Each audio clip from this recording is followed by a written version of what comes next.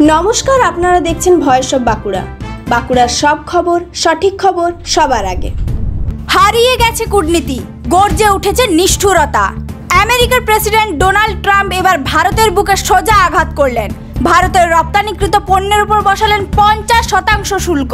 হ্যাঁ, ঠিকই শুনছেন, আগে যেখানে ছিল 25%, এবার তা দ্বিগুণ করে পৌঁছালো 50%। কারণটা কি? ট্রাম্পের দাবি ভারত এখনো রাশিয়া থেকে তেল আমদানি করছে, যা নাকি ইউক্রেন যুদ্ধকে জ্বালানি দিচ্ছে। এই অভিযোগে ট্রাম্প ভারতকে শাস্তি দিচ্ছেন, আর তার খেসারত দিচ্ছে ভারতীয় ব্যবসা, শ্রমিক এবং আম জনতা। এর ফলে শেয়ার মার্কেটে মারাত্মক ধ্বংস। চিংড়ি রপ্তানি আভান্তি ফিডস ওয়াটার বেস শেয়ারে পড়ছে 5%।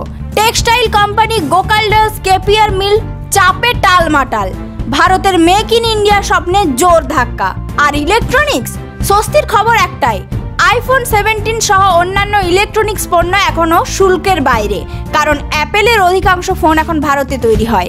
তবে এই অবস্থাও কতদিন থাকবে সেটা সময়ই বলবে। ভারত সরকার বলছে এই সিদ্ধান্ত অন্যায়, অযৌক্তিক, আক্রমণাত্মক। বিদেশ মন্ত্রক স্পষ্ট করেছে ভারত জাতীয় স্বার্থের সঙ্গে কোনো আপোষ করবে না, কিন্তু বিরোধীরা বলছে এটা মোদির বিদেশ নীতির সম্পূর্ণ ব্যর্থতা। রাহুল গান্ধীর কটাক্ষ, নরেন্দ্র সারেন্ডার।